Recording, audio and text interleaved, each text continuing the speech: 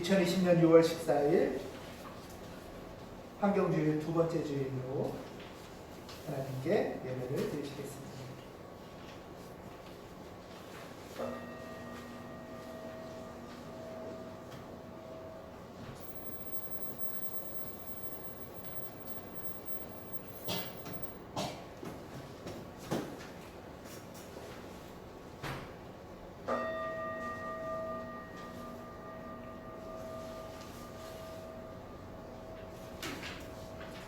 하나님, 환경주일 두 번째 주일로 오늘 가운교우들이 모여서 예배를 드립니다. 주님이 찬양의 가사처럼 이곳에 생명샘이 솟아나도록 도와주시옵소서.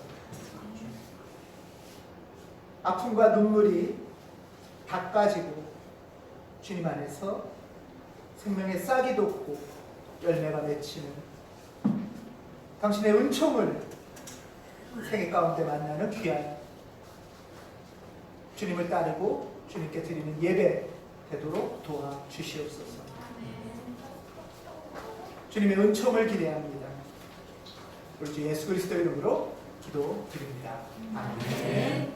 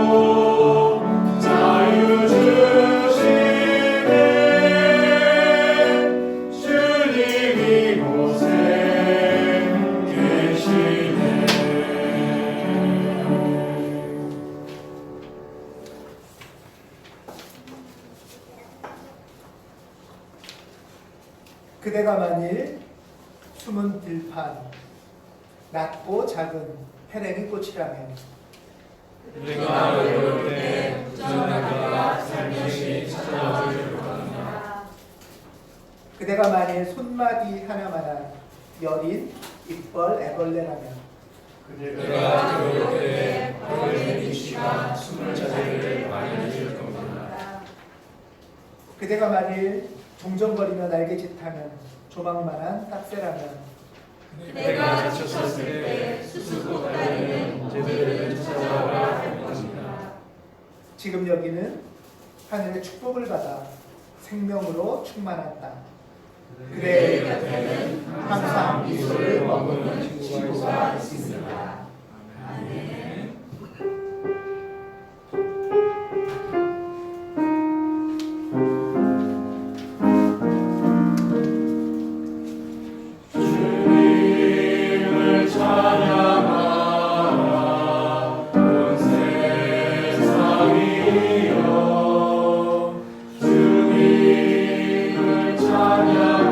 찬양하라 온 세상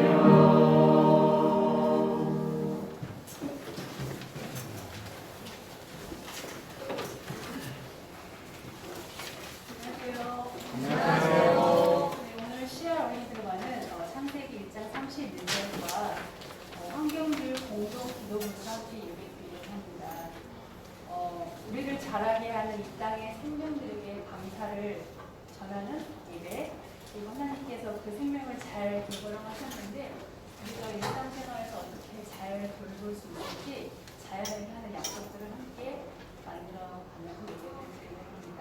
위에서 드리세요. 고맙습니다.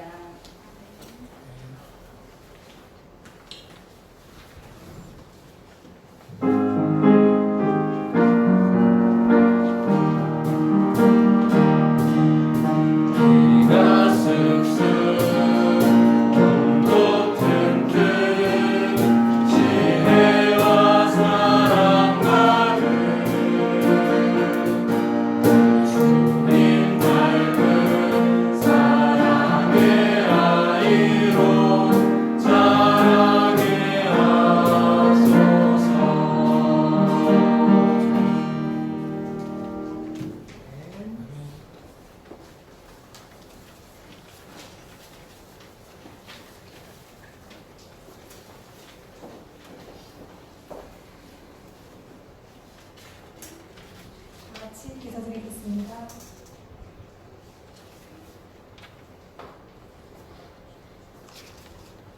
하나님, 6월의 둘째 주일 예배를 드릴 수 있어서 감사합니다. 오늘은 지난주에 이어 두 번째 환경주일 예배를 올려드립니다.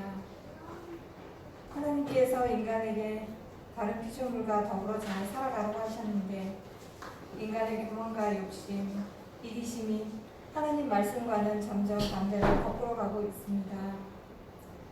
자본의 논리와 개발이라는 명목으로 이웃 생명들을 무정함으로 죽이고 훼손하며 살아갑니다. 선한 것을 내어주면 선한 것으로, 선하지 않은 것을 내어주면 반드시 선하지 않은 것이 우리에게 되돌아온다는 당연한 법칙과 구조를 깨닫지 못하고 빠름과 편리함을 좇으며 살아갑니다. 하나님, 바라기는 하나님 형상대로 만들어진 처음 사람 모습으로 우리를 회복시켜 주시길 간절히 기도드립니다. 우리 집 화분에 핀 작은 꽃 하나에도 시골집 처마 아래 작은 잎 벌리는 새끼제비 한 마리에게도 그들만의 아름다운 사연과 이야기가 있고 우리가 힘들고 지칠 때 얼마나 많이 그리고 시시때때로 그들이 우리를 치유하고 아낌없는 사랑의 고백을 하는지 우리는 알고 있습니다. 주님 주신 지구 안에서 그들과 서로 생명의 기운을 주며 더불어 오래도록 살아가게 하여 주십시오. 주님, 오늘은 특별히 청식교회 이진영 목사님 모시고 예배드립니다. 우리와 또 다른 생명들에게 관심과 사랑을 많이 주며 살고 계신 목사님에게서 우리의 이웃되는 피조물과 어떻게 평화롭게 서로 행복하게 살아갈 수 있는지 잘 배워서 작은 실천을 이루며 살아가는 우리 교회가 되게 도와주십시오. 모든 것 감사드리며 예수님 이름으로 기도드립니다. 아멘.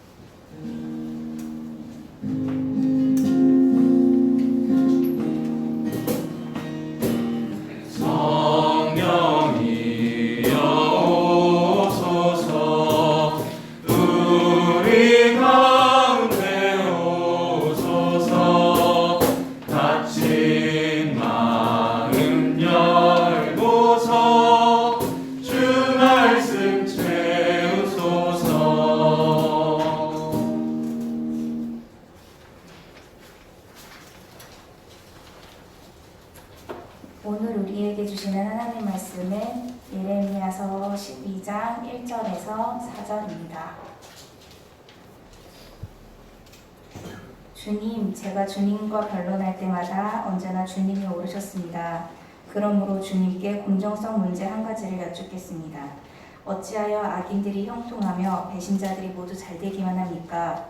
주님께서 그들을 나무를 심듯이 심으셨으므로 뿌리를 내리고 자라며 열매도 맺으나 말로만 주님과 가까울 뿐 속으로는 주님과 멀리 떨어져 있습니다.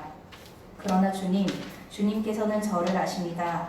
주님은 저의 속을 들여다보시고 저의 마음이 주님과 함께 있음을 감찰하여 알고 계십니다. 그러므로 그들을 도살할 양처럼 끌어내 주시고 죽일 날을 정하셔서 따로 갈라내 주십시오. 이 땅이 언제까지 슬퍼하며 들녘의 모든 풀이 말라 죽어야 합니까? 이 땅에 사는 사람의 죄악 때문에 짐승과 새도 씨가 마르게 되었습니다. 사람들은 자기들이 무슨 일을 하든지 하나님께서 내려다보시지 않는다고 말하고 있습니다. 아멘.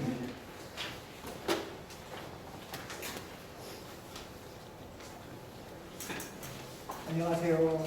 안녕하세요. 오늘 환경주의 6월 첫째 주, 둘째 주, 올해는 특별히 환경주의를 2주간으로 예배를 드립니다. 지난 주일에 정한철 집사님 열린 강단으로 나눠주셨고요. 오늘은 말씀드린 것처럼 청지기교회 목사님이시고 그리고 기독교환경연대 사무총장으로 계신 이진영 목사님 모시고 그리고 하나님의 말씀 정의, 평화, 생명의 교회라는 제목으로 말씀 나눠주시겠습니다. 박수로 모실까요? 예, 그렇게.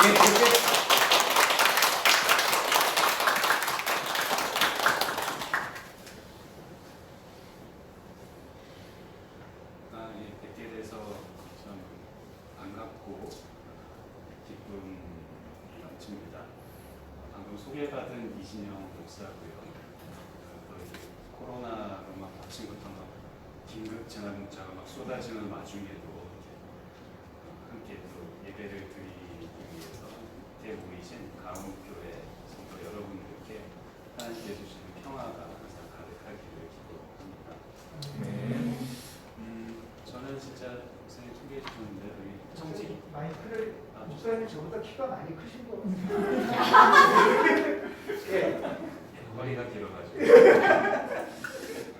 네, 저희 교회가 경기도 행정구역은 군포시 도마교동이라는 데 있습니다. 그래서 오늘 내비를 저희 집에서 찍고 왔는데 한 15분밖에 안 걸리더라고요. 여기서 그래서 어제 한번 우리 가운교회 교인들 저희 교회가 경기도 군포시하고 의왕시 사이에 있는 숲속에 있습니다. 그린벨트 속에 있어서 한번 가운교회 교인들 한번 놀러 오셔서 더운 여름에 한번 오셔서 또 저희 마당에 큰 나무들이 있고 그래서 오셔서 좀 쉬어가시고 고기 구워 먹고 놀기에 좀 최적화되어 있는 환경이어서 그거 제일 좋아합니다. 한번 좀 오셔서 또 그런 또 만남의 자리를 앞으로 갖게 되기를 기도하겠습니다.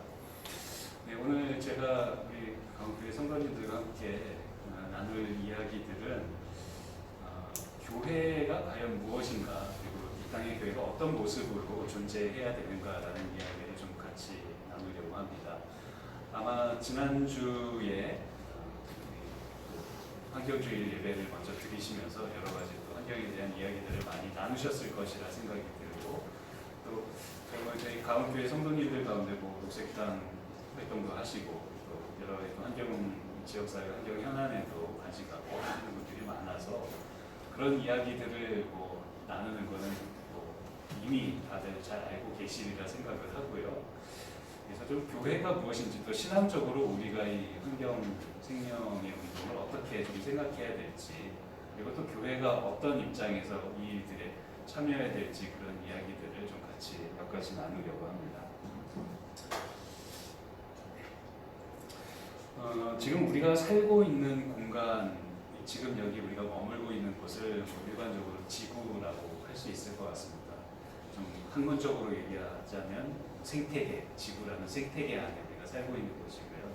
신앙의 언어로 얘기를 한다면 이 지구와 생태계를 창조 세계라고 이야기할 수 있을 것 같습니다. 제가 앞으로 창조 세계다라고 하는 이야기를 할 때는 지구를 얘기하는 거고 우리 생태계를 얘기하는 것이라고 이해를 해주시면 될 것 같습니다. 그런데요, 우리가 굳이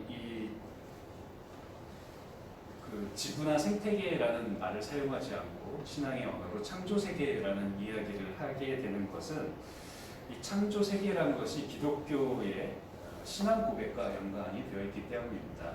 하나님께서 이 땅을 창조하셨다라는 그런 창세기의 그 이야기가 우리의 신앙의 고백의 언어인 것이죠. 창조 세계에서 우리가 살고 있다라는 것은 뭐 기계적으로 사람들이 뭐 첫째 날에 뭘 만들고 둘째 그걸 뭐 과학적으로 우리가 믿는다는 것이 아니라 우리의 신앙의 표현으로 하나님께서 이 모든 것을 창조하고 계시고 이 땅의 모든 생명들을 주관하고 계신다라는 그런 고백일 거라고 저는 생각을 합니다.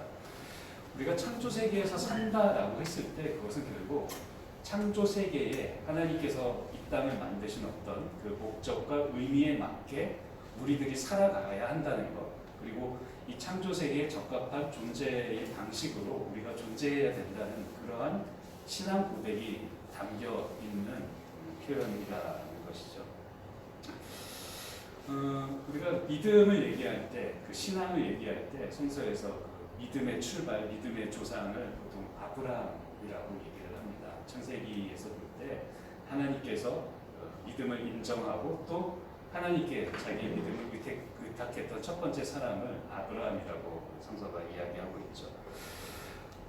그렇다고 볼 때 우리 아브라함의 신앙, 그리고 또 아브라함의 그 자손들이라고 할 수 있는 그 아브라함의 히브리 사람들의 그 신앙의 본질이 무엇이었을까, 핵심이 무엇이었을까, 이들이 신앙한 것이 과연 무엇이었을까를 좀 살펴보는 것이 우리의 신앙, 우리가 창조세계라고 고백하는 이 이야기하고 있는 우리 그리스도인들의 신앙의 핵심이 무엇인가를 좀 이해하는데 몇 가지 도움이 되지 않을까 생각을 해봅니다. 창세기 11장과 12장에 이제 아브라함이 처음 등장을 하는데요, 성서에서. 창세기 11장에는 이제 아브라함의 아버지 데라가 이제 하란, 그 우르에서 살다가 하란이라는 곳에 머물렀다. 그래서 데라가 거기서 죽게 되고, 창세기 12장부터 이제 아브라함이 하나님께 직접 네가 가나안 땅으로 가라라는 그런 이야기를 듣는 장면이 나옵니다. 그래서 아브라함이 이제 그 조카 롯과 아내 사레를 데리고 이제 가나안 땅으로 가는 그 이야기가 나오죠. 우르라는 곳이 지금으로 이야기하는 그 이라크 지역에 있는 곳입니다. 바그다드 뭐 이렇게 전쟁 나고 그랬었죠. 그곳에 아브라함이 살았던 거죠. 아브라함이 살았던 이 우르라는 곳이 어떤 곳인지를 우리가 조금 한번 좀 생각해 볼 필요가 있는 것 같습니다. 우르가 이게 수메르 문명이라고 하는 인류 최초의 문명의 그 아주 중심지입니다. 수메르 문명은 기원전 한 5,500년부터 한 기원전 1730년대까지 존재했던 역사상 최초의 문명이라고 하는 곳인데요. 이 수메르 문명의 또 특징은 그 어느 한 통일된 국가가 있는 것이 아니라 이 메소포타미아 지방, 유프라테스와 티그리스강 그 사이에 있는 그 지역에 한 10개 정도의 도시국가가 쭉 있었는데 그 도시국가를 이제 통칭해서 수메르 문명이라고 한다는 것입니다. 이 특징이, 수메르 문명의 특징이 그 설형 문자라고 해서 무슨 그 새 혓바닥처럼 생긴 걸 가로 세로로 막 찍어서 그 문자를 남겨서 인류 최초의 문자라고 이야기를 하고 하는데요. 설형 문자를 사용을 했고, 그리고 인류 최초의 이야기라고 하는 길가메시 서사시가 이 수메르 문명의 이야기입니다. 그리고 대형 신전을 이 사람들이 짓기 시작해서 그 지구라트라고 하고, 지금도 우르 지역에 가면 그 유적이 아직도 남아있다고 하는데 가보진 못했습니다. 저는 이야기를 못 들었습니다. 그런 것들, 큰 신전을 건설했던 아주 또 문명이기도 합니다. 근데 이 그 아까 기원전 5,500년 전부터 이 수메르 문명이 만들어졌었는데, 이 수메르 문명이 번성하게 된 하나의 계기가 있었습니다. 이게 기원전 한 3,800년 경이었는데요. 이게 참 성경을 읽다 보면 지지라까지 또 목사가 공부해야 되는 또 상황이 오는데, 기원전이라고 해요. 지금부터 한 2만 년 전에는 지구가 빙하기가 아직 시작이 되고, 빙하기였던 때입니다. 그래서 빙하기가 이제 끝나고 한 10,000년, 지금부터 10,000년 전에 이제 빙하기가 끝나면서 기원전 이제 한 5,000년대까지가 이제 점점 지구가 따뜻해지면서 지구에 이제 강수량이 막 늘어나서 식물들이 번성하게 되는, 그래서 홀롯의 기후 최적기라고 하는 그런 시간이었습니다. 그래서 그때는 막 지구상 여기저기에 막 숲들이 막 많이 만들어지고 그랬던 때죠. 근데 기원전 3800년경에 이 홀롯의 기후 최적기가 서서히 끝나면서 비가 점점 줄어들게 됩니다. 그래서 이 메소포타미아 지역이 우르가 있던 이 지역에 강수량이 점점 줄어들어서 예전에는 사람들이 그냥 막 심으면은 식물들이 잘 자랐어, 그 농경 문화가 막 번성을 했는데 이제는 그냥 하늘의 비를 바라고 살 수가 없는 상황이 된 거죠. 그래서 이때부터 수메르 사람들이 그러면 우리가 강에 이제 뚝을 쌓고 이렇게 운하를 만들어서 그 물을 끌어서 농사를 지으면 농사를 잘 지을 수 있겠지 생각을 하고 이제 그 관계 시설들을 만들기 시작했는데 그게 대박이 납니다. 그래서 이 그 다른 어떤 지역들은 이제 농사가 잘 안 되고 막 어려운 상황이 됐을 때 이 수메르 지역, 우르 사람들은 이 관계 시설을 만들어서 농업 생산량이 예전에 비해서도 수십 배 이상 늘어나게 된 거죠. 그래서 그 지역에 새로운 막 문명들을 건설할 수 있는 그런 경제력을 만들게 된 것입니다. 그러면서 이제 그게 거기까지는 좋았는데 그 막 부들이 막 쌓이고 하니까 어떤 일들이 일어났을까요?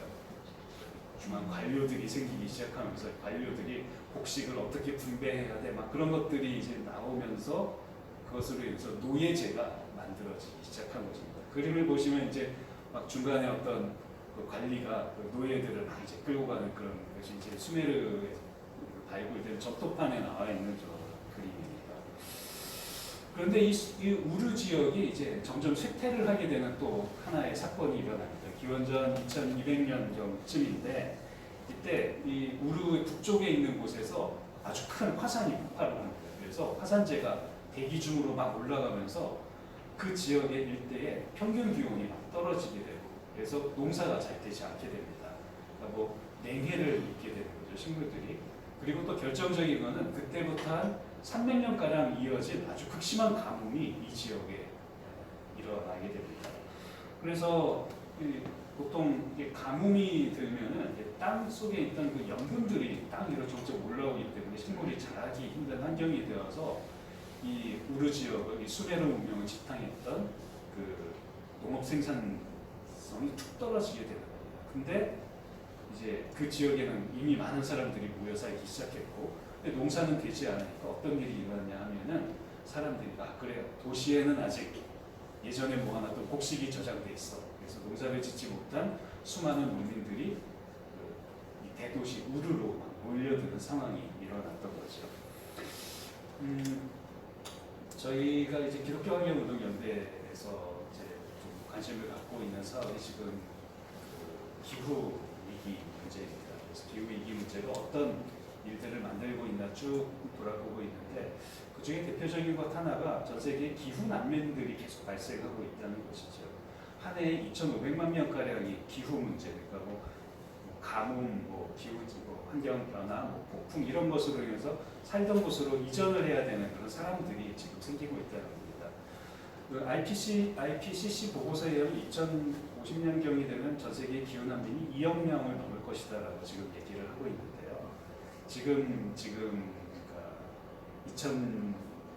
지금으로부터 4,000년 전에 우르 지역에서도 지금과 비슷한 기후 재난으로 인한 기후 난민들이 발생했다는 것입니다.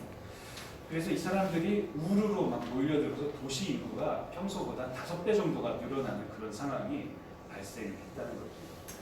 제가 왜 이런 이야기를 여러분 별로 잘 궁금하지도 않는 이 우르 이야기를 쭉 했냐면 바로 이때가 그 아브라함이 아버지 데라와 함께 우르를 떠났던 그 시기의 상황이 바로 기원전 2200년경의 우르의 상황이라는 것입니다. 아까 이 이전 화면에서 저것이 아까 그 말씀드렸던 우르에 있던 커다란 신전 지구라트입니다. 이 지구라트가 성서에는 창세기 12장에 바벨탑의 어떤 모티브가 됐다라고 하는 성서학자들은 이야기를 하고 있습니다. 이 바벨탑 이야기를 창세기 1장을 잘 읽어보시면 이 사람들이 모여서 탑만 쌓은 것이 아니고 탑만 쌓은 것이 아니라 도시를 짓고 탑을 세우자라고 이야기를 합니다. 다시 우르의 모습이었던 것이죠. 그런데 이 사람들이 도시를 짓고 탑을 세울 때 어떤 재료를 사용했냐? 벽돌을 만들어서 그리고 벽돌을 구워서 그리고 역청을 사용해서 그 도시를 탑을 지었다라고 성서가 이야기를 하고 있습니다. 벽돌과 역청이라는 것이 상당히 좀 상징적이라고 저는 생각을 하는데, 벽돌을 구울 때는 뭐가 필요할까요? 보통 설교 시간에 질문하지 않지만 벽돌을 구울 때 보통 나무를 아마 그때 사람들은 산에서 나무를 베어서 나무를 막 태웠겠죠. 나무를 태우면 뭐가 발생하나요? 연기가 막 나오죠. 연기의 성분이 바로 우리를 한동안 괴롭게 했던 미세먼지고, 그리고 지금 이 지구 기후 변화의 가장 큰 원인이 되고 있는 이산화탄소입니다. 우르가 당시 어떤 그 기후 변화의 상황을 겪었을 때, 또 지금 우리의 현실하고 상당히 유사하지 않다. 그리고 역청이라는 것이 뭐냐면 땅으로 자연스럽게 올라와 있는 그 석유입니다. 원유이겠죠. 지금 정제되지 않은 그런 것들을 이렇게 벽돌을 쌓을 때 고정시키기 위해서 역청을 붓고 이렇게 쌓죠. 그 노아의 방주를 만들 때도 역청을 말라서 방수를 했다고 표현이 나오는데요. 그러니까 우르의 도시 문명이 사실은 지금 우리가 살아가는 21세기 현실하고 내용적으로 상당히 흡사하다는 겁니다. 이산화탄소가 방출되고 미세먼지가 가득하고, 그리고 이 석유의 그 매캐한 냄새가 가득했던 도시, 우르가 아니었을까. 바로 성서가 말하고 있는 우르라는 도시 문명의 본질이 이런 것이다라는 것을 성서가 은연 중에 계속 이야기를 하고 있는 것입니다. 아까 다시 좀 돌아가서, 그래서 기원전 2000년경 무렵이 바로 데라와 아브라함이 우르를 떠나서 하란으로 갔다가 다시 가나안 땅으로 가게 되는 바로 그 시기라는 겁니다. 그런데 데라와 아브라함, 그리고 뭐 우리가 창세기 이야기를 잘 하실 거라고 생각하고요. 이어지는 그 아브라함의 자손들, 이삭, 야곱, 그리고 야곱의 아들들, 이 사람들이 가나안 땅에서 정말 행복하고 아름답게 살지 못했습니다. 그 아브라함만 해도 기근이 들어서 이집트로 이제 먹을 것을 구하기 위해서 가서 자기 아내 사라를 그 이집트 사람들한테 누이라고 속여서 아내를 다른 사람한테 뺏기면서까지 그런 척박하고 어려운 삶을 살았어야 했죠. 아까 말씀드렸던 사실 전형적인 기후 난민의 모습이 아브라함과 아브라함의 후손들의 모습입니다. 그 아브라함의 그 이삭만 해도 우물을 막 이렇게 하다가 우물을 뺏겨서 막 여러 가지 억울하게 당하기도 하고, 그리고 그 야곱의 아들들은 결국 먹을 것 기근이 계속 들어서 이집트로 들어가서 노예 생활을 하게 됐다는 것이 사실 성서가 말하고 있는 믿음의 조상들의 모습이 바로 기후 난민의 모습들과 너무나 똑같다는 것이요. 성서가 이야기하고 있는 믿음의 이란 것이 과연 무엇이냐 좀 생각해 볼 필요가 있지 않느냐입니다. 이 이야기를 통해서 아브라함의 자손들이 어쩌면 이런 선택을 할 수도 있었을 겁니다. 우르가 아직은 그 기후 위기가 닥치긴 했지만, 그 가뭄 계속되고 있지만, 그래도 아직은 이 대도시 우르가 우리를 먹여 살릴 수 있어라고 해서 우르의 끝까지 남았을 수도 있죠. 하나님께서 계속 이야기를 했지만, 저건 내가 잘못 들은 거야. 나는 계속 이 우르라는 도시의 삶을 선택하겠어라고 살았을 수도 있었다는 거죠. 하지만 아브라함의 믿음이라는 것은 하나님께서 이 우르라는 이 도시의 삶이 아니라 다른 사람을 억압하고 지배함으로써 노예들을 거스리면서 풍요를 누리는 이 우르라는 도시의 삶이 아니라 가나안이라고 하는 뭐가 척박하고 어렵고 아무것도 없는 환경이지만 그곳에서 살아가는 삶을 하나님께서 나에게 이야기하고 있는 것은 아닌가. 바로 그것이 아브라함의 믿음이었다는 것. 이후에 우리가 뭐 성서의 출애굽기와 또 여러 이야기를 통해서 잘 아는 것처럼 아브라함의 자손들 역시 그 믿음의 조상이었던 아브라함과 마찬가지의 선택을 합니다. 이집트에서 탈출한 출애굽한 히브리 사람들이 항상 이야기했던 게 뭔가요?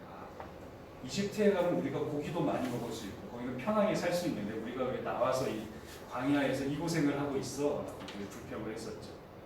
하지만 끝까지 히브리 사람들은 이집트로 돌아간 것이 아니라, 이집트의 풍요를 선택한 것이 아니라 척박하고 어렵고 참 그곳에 가면 또 여전히 뭐 그 히브리 사람들 환영해 주지 않는 그 가나안 사람들이 있지만 그럼에도 불구하고 우리가 가나안 땅으로 가서 새로운 문명 속에서 살아가자라는 것을 선택했다는 것입니다.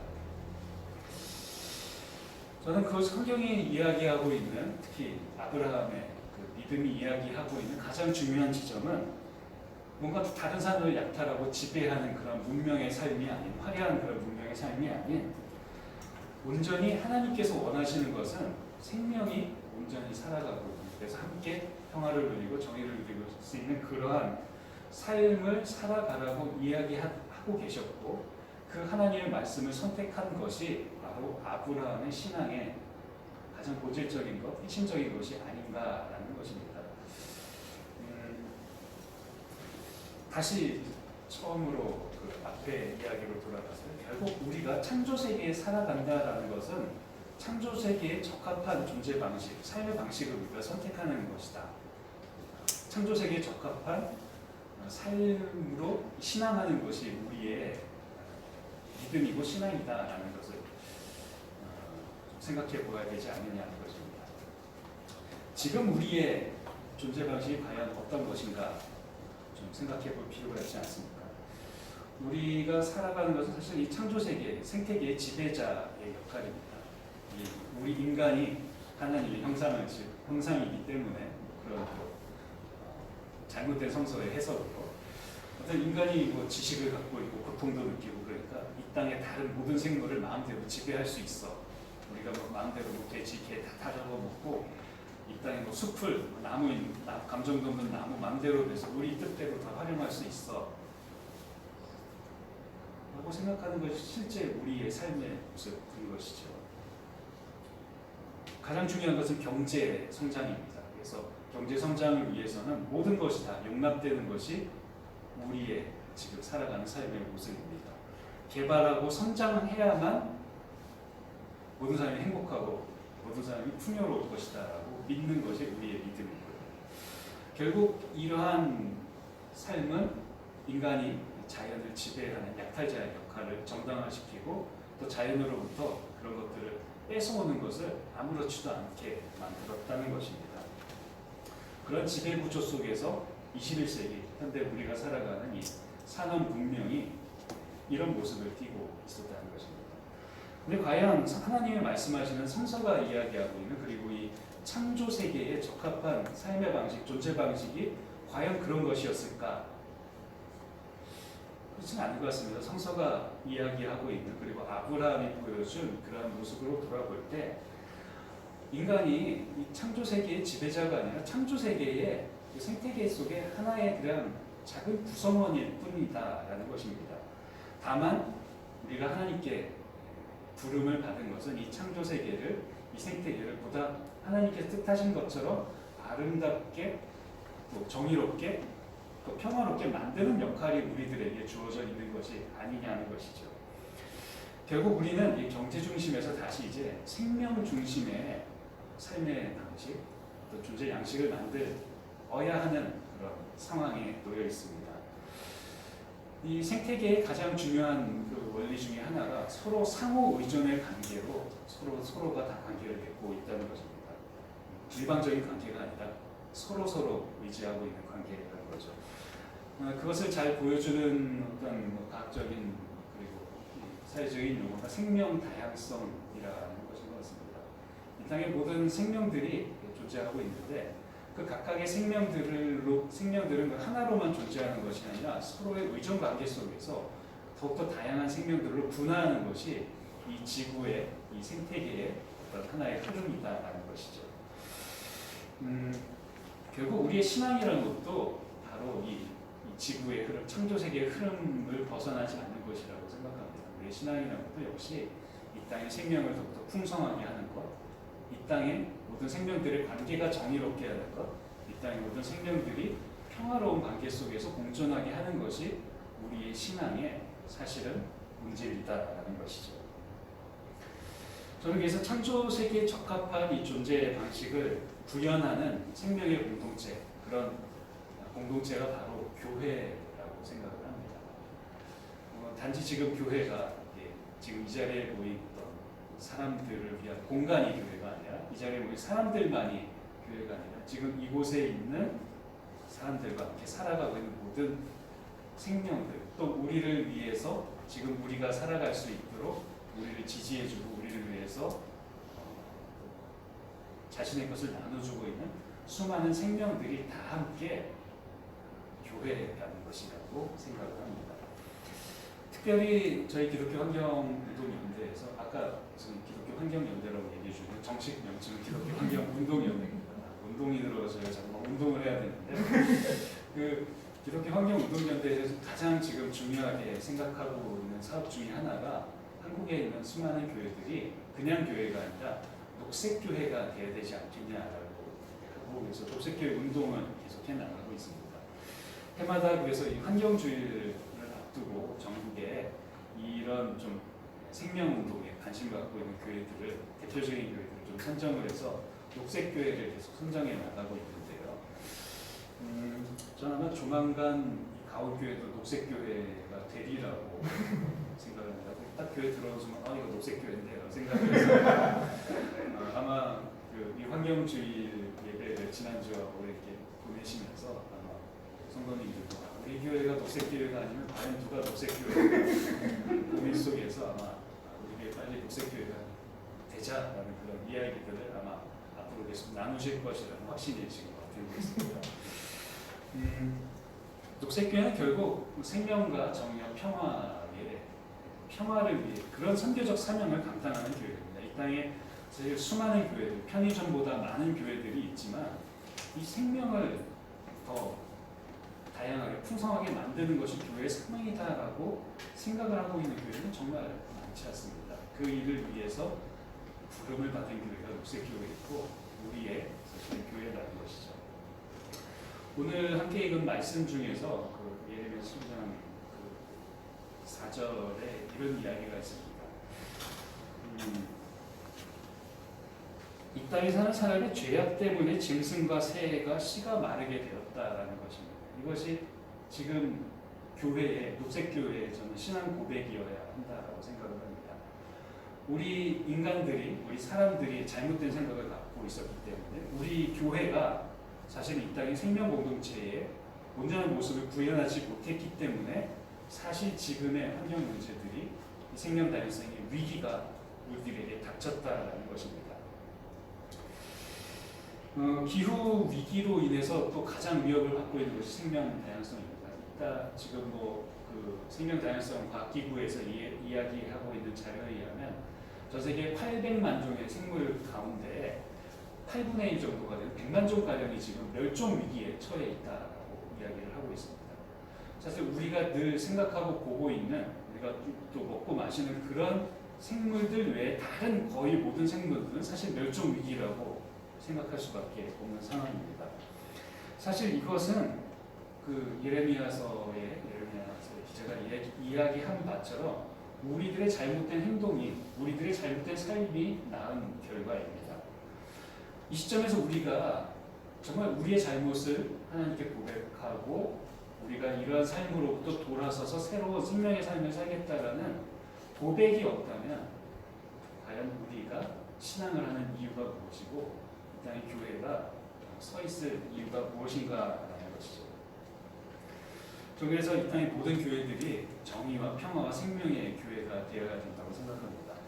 이 정의, 평화, 생명이라는 것이 단순히 제가 생각해낸 이야기가 아니라 목사님도 여러 번 이야기하셨겠지만 JPIC라고 하는 전 세계 교회의 선교적인 목표가 바로 이 생명과 평화와 정의의 모습입니다.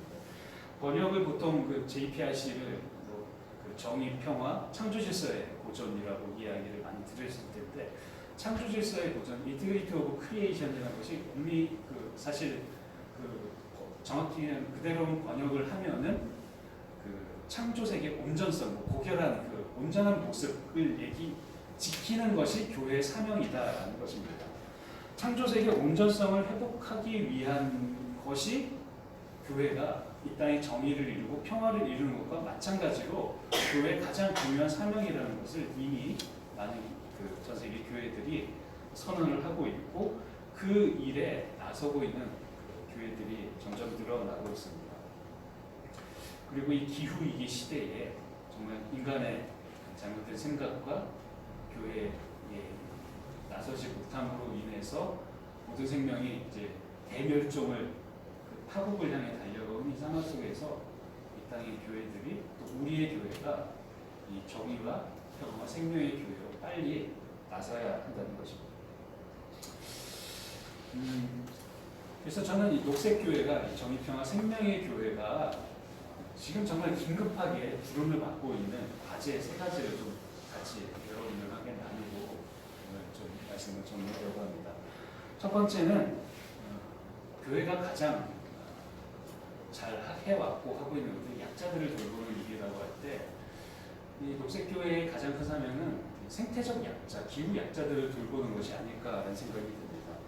기후 위기로 인한 생태적 불평등이 점점 고조되고 있는 상황입니다. 그래서 그 세대 간의 약자, 그러니까 미래 세대들, 그레타 툰베리 이야기 잘 아시죠? 너희들이 그따위로 하면 우리는 용서하지 않겠다라고 트럼프 앞에서 얘기했죠. 사실 거기서 말하는 우리들은 그레타 툰베리 같은 미래 세대들입니다. 미래 세대들은 정말 멸종의 위기 속에서 정말 참혹한 지구를 살아갈 수밖에 없고 그것은 이미 기성세대들이 이 지구를 마음대로 사용했기 때문이라는 거죠. 그런 갈등들 그리고 북반구에 잘 사는 나라들이 이산화탄소 배출했는데 그 피해는 남반구에 가난하고 못 사는 나라들이 입어야 되는 그런 불평등 그리고 인간이 자기가 우월한 종이라고 생각하고 모든 생명들을 마음껏 다룸으로 인해서 벌어지는 종 간의 그런 불평등 그러한 모습을 뭔가 하나님의 뜻이 아니니 이것을 생태적으로 정의롭게 만드는 것이 필요하지 않겠냐라고 하면서 생태적 약자들을 돌보는 것이 교회의 가장 중요한 사명이 아닐까라는 것입니다. 여러분 몽골 혹시 가보신 분 계신가요? 그럼 제가 조금 더 자신 있게 잘난 척하면서 얘기할 수 있을 것 같습니다. 그 유라시아 내륙에 있는 그러니까 몽골은 징기스칸의 나라죠. 바다가 없는 나라입니다. 그런데 몽골이 그 지난 40년간 그 평균 기온이 1.9도가 상승했습니다. 다른 나라의 지금 전 세계 평균 기온이 1.1도 정도 상승을 했다고 하는데 거의 2배 가까운 수치가 올랐습니다. 이 내륙국의 특징인 거죠. 그런데 이 몽골이 그 기온 평균 기온이 2도 가까이가 올라서 일어난 사건이 그 몽골 국토의 90% 가량이 사막화가 진행이 된 것입니다. 몽골 사람들은 뭐 다른 산업이 있거나 그렇지 않습니다. 물건 중에서 메이드인 몽골이라는 거의 없을 겁니다. 거의 공장도 아무것도 없는 주로 이렇게 양과 소를 키워서 먹고 살아가는 나라인데 이 사람들이 땅이 사막화가 되니까 어떤 일들이 일어났을까요? 그 소와 그 양들을 키우지 못하니까 먹고 살 것이 없어서 정말 이렇게 도시로 막 몰려드는 아프란과 같은 기후난민의 삶을 지금 이분들이 살아가고 있습니다. 몽골에 근데 몽골 사람들이 배출한 온실가스가 때문에 이 사람들이 피해를 당한다면은 그래 뭐 어쩔 수 없지라고 할 텐데 몽골은 아까 말씀드린 산업이 전혀 없기 때문에 온실가스 배출에 있어서는 정말 전 세계에 있어서 가장 깨끗한 나라 중에 하나죠. 근데 피해는 몽골 사람들이 가장 많이 보고 있다는 것입니다. 이러한 기후 난민들이 지금 전 세계 해안 침식으로 인해서 살던 섬에서 떠나야 되는 그 해안 저지대 사람들 대부분의 이런 기후 난민들이 사실은 이런 생태적 불평등, 기후 불평등으로 인해서 발생하는 일들이죠. 선진 산업국들은 막 우리나라만 해도 포항제철에서 막 이렇게 현대 그 제철에서 막 이렇게 이산화탄소 배출해서 우리가 지금 이렇게 잘 살고 있는데 사실은 이런 피해가 누군가에게 돌아가고 있다는 겁니다. 저기에서 한국의 교회가 사실 이렇게 많은 풍요와 또 그동안 우리가 누리지 못한 많은 것을 누리고 있는 이것을 뭔가 이 기후 난민들을 위한 책임으로 우리가 가야 되는 것이 아닌가 생각을 합니다. 이것이 우리가 이 기후 난민들을 돕는 것이 성서가 말하는 정의와 평화와 생명의 삶이라는 것이죠. 저희 기독교 환경운동연대가 지난 10년 전부터 몽골에 아주 크지는 않은데 10만 평 정도 되는 땅에 나무를 심는 일을 그래서 시작을 했습니다. 그래서 지금 한 2만 5천 그루, 어린 묘목까지 하면 2만 8천 그루 정도의 나무가 자라고 있는데요. 몽골이 그 6, 7, 8월 정도가 사실은 이게 나무가 자라는 때고 8월 한 중순 되니까 벌써 막 눈이 내리기 시작하고 막 땅에 서리가 내리기 시작하는 그런 곳입니다. 나무가 참 자라기 힘든 환경이고 그 토양도 정말 이제 척박한 환경이어서 나무가 잘 자라지 못하는데 어찌어찌 해서 정말 한국의 이런 수목 전문가들을 통해서 저희 이렇게 환경운동회가 나무 심는 일을 하고 있습니다. 그래서 이게 10년 정도가 되니까 이제 저기 사진에서처럼 사람 키 정도 나무가 자라서 저기에서 나무에서 나오는 열매로 이쪽에서 이제 잘 운영이 되고 있습니다. 한국교회가 그 몽골에 그 한국 그 교민이 한 3,000명 정도 산다고 하는데 거기에 몽골에 선교사로 간 사람이 한 1,500명 정도라고 하더라고요. 몽골에 선교사가 그렇게 많은데 도대체 왜 그 이런 몽골의 기후 문제에 대해서 고민하고 몽골 사람들의 삶에 대해서 이렇게 좀 생각하는 사람은 없지라는 그 고민에서부터 저희가 생태 환경을 위한 좀 선교 모델을 만들어보자라는 것이 몽골 음충의 숲이 시작이 되었는데요. 이제는 그래서 저 음충의 숲을 기반으로 해서 몽골 사람들한테 지금 이제 더 이상 유목을 할 수 없으니 이렇게 나무를 키워서 나무 열매나 임업의 농림업의 소산물로 좀 다시 그 고향을 떠났던 사람들을 불러 모아서 좀 생태 마을을 만들 수 있지 않을까라는 그런 고민이 진행이 되고 있습니다. 교회가 사실은 전 세계의 한국 교회가 수많은 선교 네트워크를 갖고 있는데 그러한 것들이 사실 좀 이러한 그 생태적인 고민과 함께 이루어졌을 때 그것이 더 온전한 선교의 모델로 바뀌지 않을까라는 것이고요.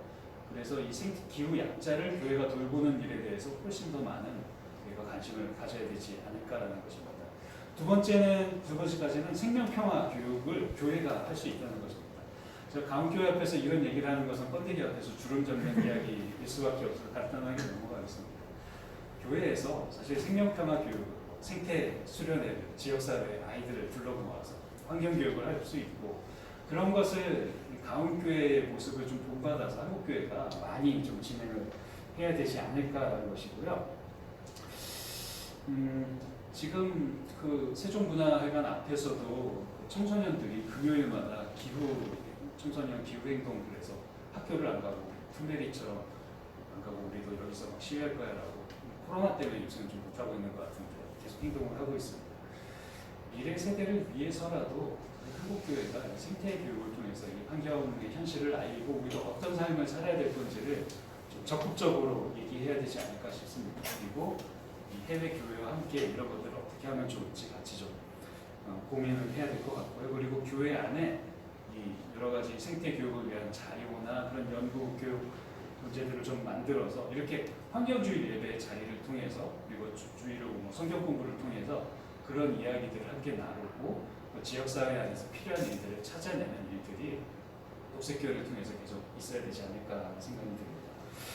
그리고 녹색교회의 끝으로 세 번째 과제는 아까 말씀드린 생명 다양성을 회복하는 일에 교회가 좀 직접적으로 행동을 해야 되지 않을 수밖에 없는 상황이지 않느냐라는 것입니다. 멸종을 당하고 있는 생물들을 위해서 우리 교회가 직접 행동을 해야 되지 않느냐라는 것입니다. 왜냐하면 이것은 하나님께서 이 땅을 창조하셨다라는 신앙 고백을 교회가 한다는 것은 이 땅에 창조된 모든 생명 하나하나가 하나님의 손길로 만들어졌다는 고백을 갖고 있는 것인데 그런 생명이 없어지고 멸종된다는 것은 결국 하나님의 창조가 그만큼 줄어드는 것이 훼손되는 것이고 하나님의 능력이 그만큼 줄어드는 것이라는 것을 교회가 좀 인식을 하고 이 문제를 심각하게 바라봐야 되지 않을까라는 것입니다. 올해 마침 2020년 환경주일의 주제가 작은 생명 하나까지도 기후위기 시대의 생명 다양성을 정말 살피는 복원하는 그런 교회가 되자라는 것으로 한국교회가 관심을 갖고 예배를 드리고 있습니다. 지금 우리나라에서만도 한 270여 종의 우리나라 토종 생물들이 멸종위기에 처해 있습니다. 부산나무, 수원 청개구리, 기록기 환경운동연대에서는 매주 생태정의 기도를 통해서 멸종위기 동물을 좀 이렇게 소개하는 그런 일들을 하고 있는데요. 저희 한번 홈페이지 들어와 보시면 또 그런 것들을 이렇게 할 수 있습니다. 수 있습니다.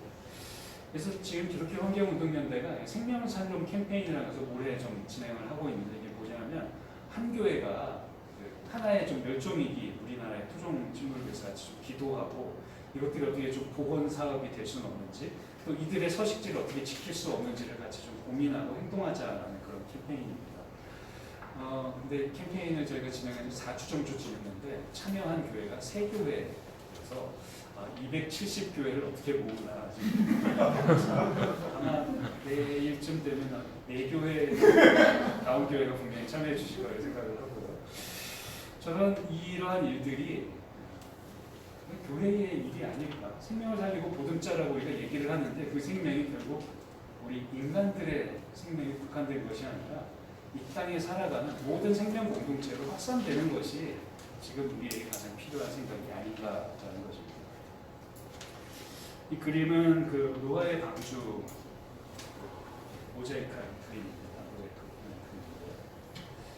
노아의 방주 이야기를 여러분 잘 아시죠? 나중에 그래서 하나님께서 이제 다시는 홍수로 이 세상을 멸하지 않겠다라고 해서 창세기 9장에 무지개를 보여주면서 새로운 언약을 맺습니다. 다시는 내가 홍수를 하지 않겠다. 생명을 이렇게 막 죽이지 않겠다. 그때 하나님께서 그 계약을 맺은 당사자가 누군지 아십니까? 계약을 맺을 때 당사자가 중요한 거잖아요. 전세계약서, 매매계약서 쓸 때 갑을 뭐 이게 중요하잖아요. 하나님께서 노아와 노아의 가족들하고만 그 언약을 맺은 게 아니라 노아의 배에 탔던 수많은 생명들과도 생물들과도 그 계약을 맺었다라고 창세기 9장이 이야기를 하고 있습니다. 하나님의 관심은 우리 인간들이 잘 살고 번영하는 것에 머무는 것이 아니라 이 땅의 모든 생명이 풍성하게 살아가는 것이라는 것이죠. 우리 교회가 이 하나님의 뜻에 조금 더 다가서는 교회가 되기를 바랍니다. 그래서 이 땅의 모든 교회들이 정말 참여하는 마음으로 다시 이 땅의 생명을 풍성하게 하는 그런 하나님의 사역에 동참하는 교회가 되기를 간절히 바랍니다. 감사합니다. 아멘. 기도 안 하고 끝 가시나요?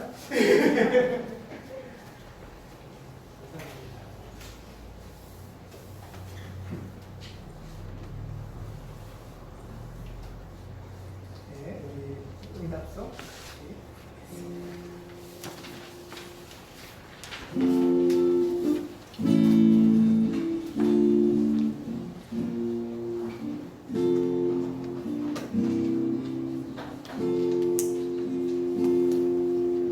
이 말씀 따라 사는 동안 주 영상 함께 하시고 이 말씀 따라 사는 동안 주님 나라 이루소서.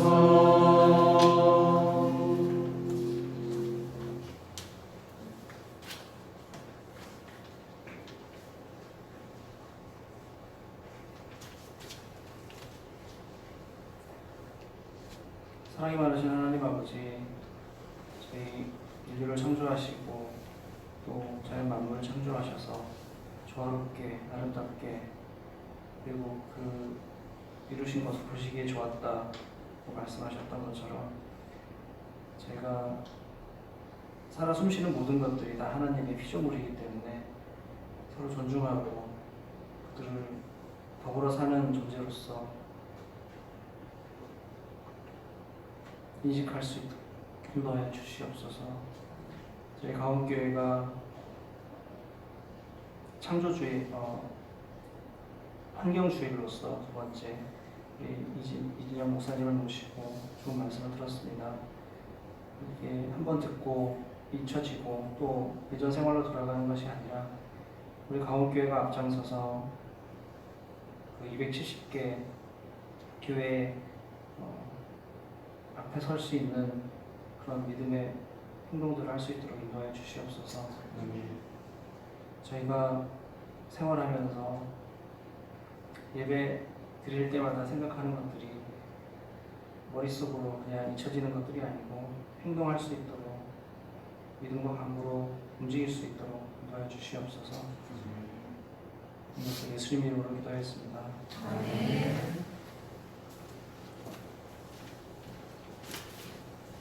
주님께서 여러분과 함께 또한 목사님과 함께 마음을 드높이 우리의 마음을 주님께 올립니다. 우리 주 하나님께 감사합시다. 하나님께 감사와 찬양을 드립니다. 아멘. 안고 있습니다.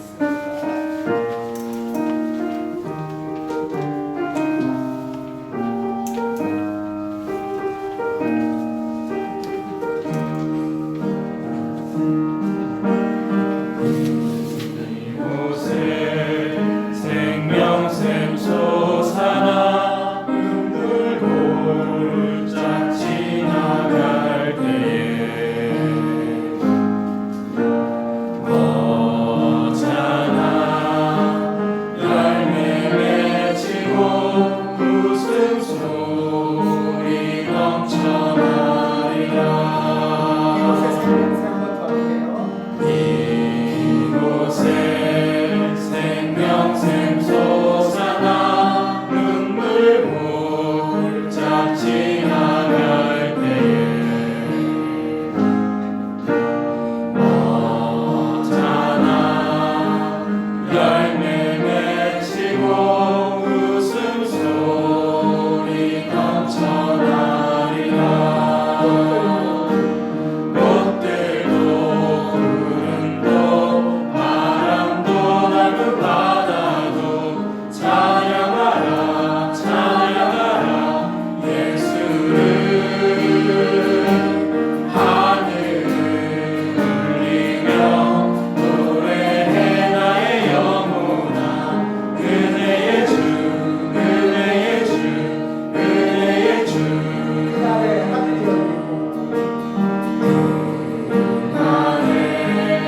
하늘이 열리고 하늘이 열리고 모든 이가 보게 되리라. 마침내 꽃들이 피고 영광의 주가 오시리라. 꽃들도 구름도 바람도 넓은 바다도 찬양하라 찬양하라 예수를. 하늘을 울리며 노래해 나의 영혼아. 은혜의 주 은혜의 주 은혜의 주. 꽃들도 구름도 바람도 넓은 바다도 찬양하라 찬양하라 예수를. 하늘을 울리며 노래해 나의 영혼아. 은혜의 주 은혜의 주 은혜의 주. 꽃들도 구름도 바람도 넓은 바다도 찬양하라 찬양하라 예수를. 하늘을 울리며 노래해 나의 영혼아. 은혜의 주 은혜의 주 은혜의 주. 아멘. 고맙습니다. 알림과 상입니다. 오늘 여행강단 이진영 목사님, 기독교 환경운동연대 청지기교회 선교에 계신 이지영 목사님께 감사의 박수를.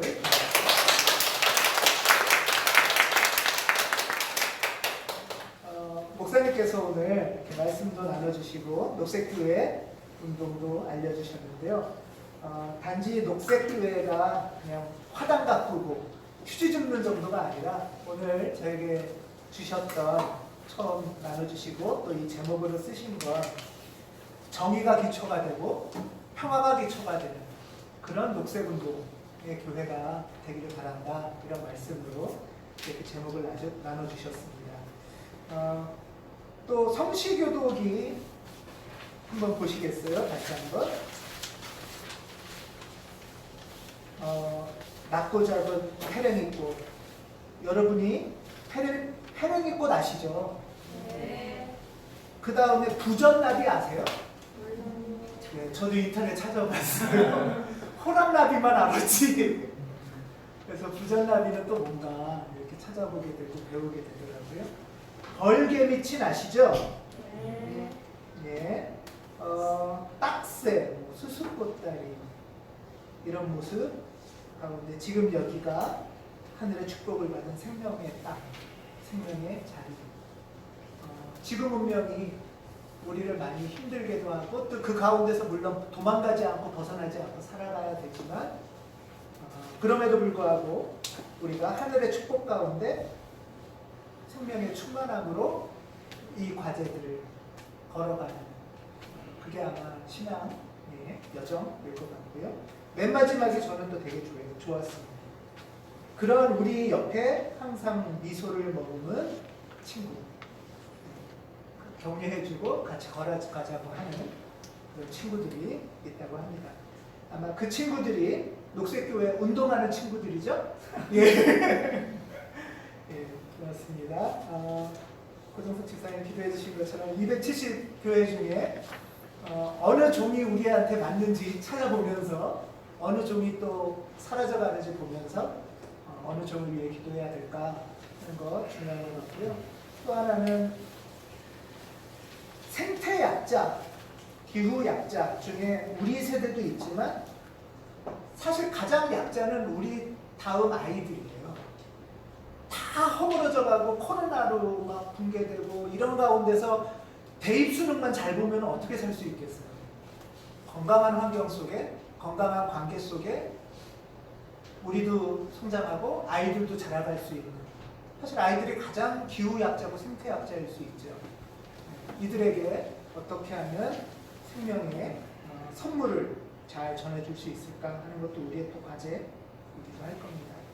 네, 오늘 말씀 나눠주셔서 감사합니다. 방역규칙을 우리가 잘 지키는데 사실 이것도 기후의 역습, 지구의 역습일 수도 있을 것 같아요. 거리 두고 멈추면서 같이 기도하는 시간 됐으면 좋겠습니다. 오늘 소박한 밥상하고 오후 특강은 오후 원래 목사님께서 조금 더 세부적인 말씀 나눠주시려고 했는데 오늘 하늘특별히 가운데 이렇게 잘 녹여서 전해주겠습니다. 감사합니다. 다음 주일 예배위원 기억해 주시고요. 다음 주일은 소박한 밥상을 먹을 수 있는 환경이 됐으면 좋겠습니다. 수요 모임은 지금 정의평화문으로 있는 성서 읽기 하고 있는데요. 특별히 그 탈출과 법을 넘어서 다음 주 두 번은 창조 영성에 관해서 나누는 시간입니다. 창세기를 중심으로 해서 그래서 다음 주 두 번은 창조 영성으로 나누고요. 그리고 7월 첫째 주일은 쉬고 7월 둘째 주일부터 7월 마지막 4주간은 예언자적 상상력, 구약의 예언자들이 어떤 상상을 하면서 하나님 운동을 했고 천국을 어떻게 상상하면서 활동을 했는지 나누는 시간입니다. 기도해 주시고 또 참여도 해주시기 바랍니다. 교우 소식으로 지금 우리 교우들 개인 신방 또 가정 신방 하고 있고요.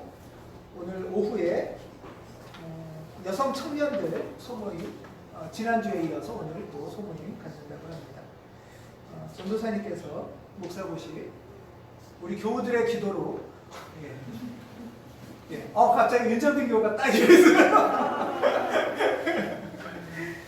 격려 기도해 주시기 바랍니다. 그리고 6월에 독일에 있는 정세날 그리고 장성훈 교우가 생일입니다. 토요일인가요? 이거 토요일날 뭐 계획 있어요? 장성훈 교우? 없습니다. 서로 건강하게 즐겁게 감사의 시간들 됐으면 좋겠습니다. 선교 소식 참조해 주시기 바랍니다. 우리 생일을 위한 기도를 제가 짧게 하겠습니다. 기도하겠습니다. 6월에 생일을 맞은 멀리 독일에 있는 정세날 교우 또 장성훈 교우를 위해서 기도합니다. 독일에서 서로 다른 얼굴 색들 사이에서 다른 인종이라고 구분되는 문화들 사이에서 하나님의 뜻을 배워가고자 기도하고 공부하는 정세날 위에 주님 함께하여 주시옵소서. 그의 수고가 개인의 업적만이 아니라 우리 교회를 살리는 수고가 되도록 도와주시옵소서.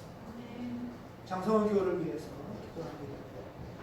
성실하게 사업하는 그 여정 주님께서 도와주시고 인도하시고 그 가운데서 함께 일하는 사람들을 건강 지켜주시며 그의 수고를 통하여 우리 사회에 선한 기여가 되도록 또 교회에 더 정성껏 섬기는 힘이 되도록 주님 함께하여 주시옵시고 주님 장성원 교우의 기도와 기대와 간구 들으시고 성령께서 세밀하게 인도하여 주시옵소서. 주 예수 그리스도의 이름으로 감사하며 기도드립니다.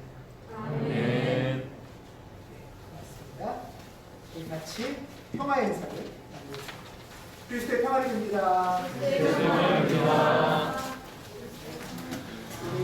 그리스도의 평화를 빕니다. 요새는 안 쓰려고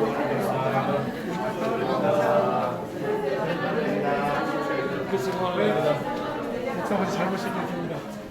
시험 삼아 보고 오겠습니다. 시험 삼아 가서 할게요? 아무튼 기도할게요. 그리스도의 평화를 빕니다. 이번 주 안 나간다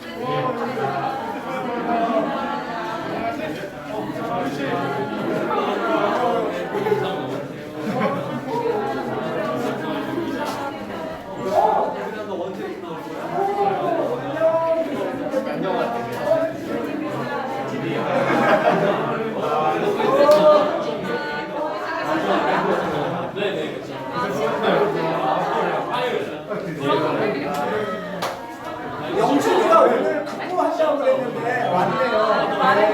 근무하는 거 왔어요? 아마 주영준 교우가 다른 교회 방역 점검하고 왔답니다. 공무원이라. 아, 강수빈 교우 있어요? 이리 와주세요. 강수빈 교우. 잠깐만, 주영준 교우는 교회 방역을 위한 광고할 거 있나요? 없어요. 공무원으로서. 예. 그리고 강수빈 교우 광고할 거 있으시다고 하는데, 예, 이쪽에서 해주실래요? 여기서 했어도 돼요. 마이크로. 네. 안녕하세요. 여기 또 처음 서보는데 좋네요. 네. 다름이 아니고 이제 환경주의 맞이해서 저희 회사가 판매하고 있는 제품이 좀 연관이 있어서 같이 나누고 싶어서 조금 가져왔어요. 근데 너무 무거워서 다른 못 가져오고 다음 주에 또 입고 되니까. 네.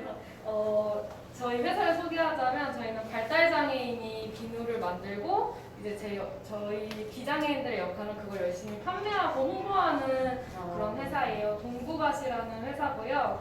지금 한 20명 정도의 발달장애인들이 근무를 하고 있고 이제 뭐 근속 연수로 따지면은 거의 퇴사율이 제로에 가까운 이제까지 1명에서 2명 정도 퇴사를 하시고 네, 그리고 앞으로 올해만 10명 이상 더 추가 고용 계획이 있어요. 그래서 계속 장애인이랑 비장애인이 같이 공존하는 거 그리고 추가로 환경과 같이 공존하면서 이제 과거에 이제 문경사회 이렇게 공존했던 문화들을 추구해 나가고 있어요.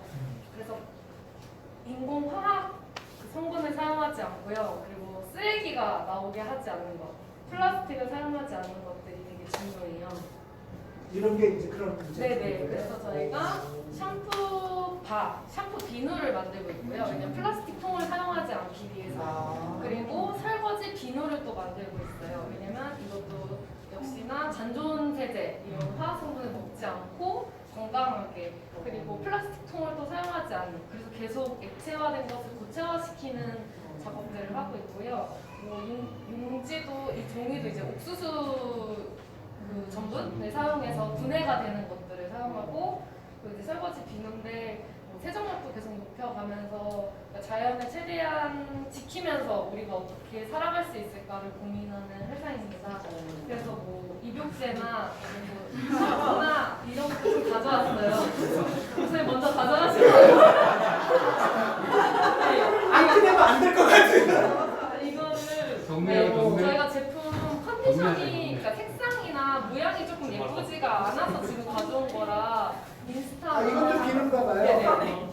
다른 곳에 안 올리시면 안 꺼내면 되고. 돈을 가져갈까봐. 이거 어디 올리시면 안 되고요. 그냥 잘 사용 부탁드릴게요. 네. 고맙습니다. 회사 입사하신 지, 올라와서 하신 지가 한 이제 3달 정도 네, 됐나요? 네, 4개월 차고 사실 여기가 제 첫 직장이었고, 네, 반대 갔다가 다시 여기 갔어요. 직장 생활도 잘 할 수 있도록 기도해 주시기 바랍니다. 네, 감사합니다. 뒤에 기도 같이 드리겠습니다.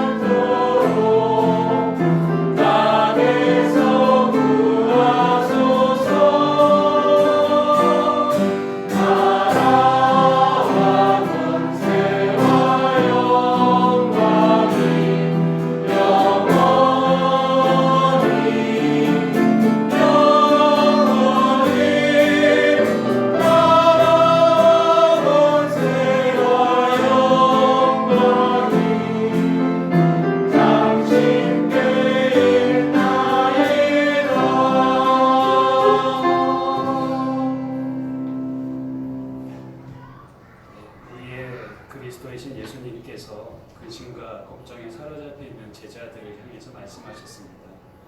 공중의 새를 보아라, 들의 핀 꽃들을 보아라.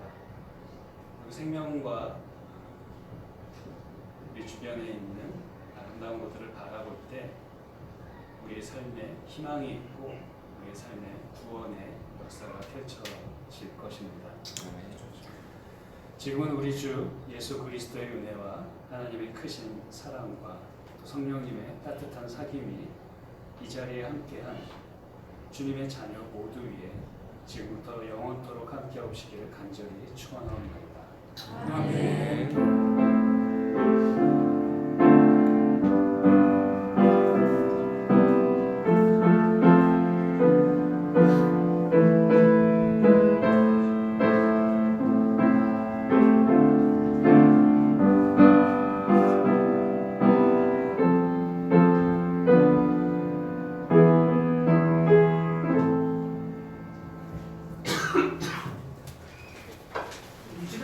감사의 박수 한번.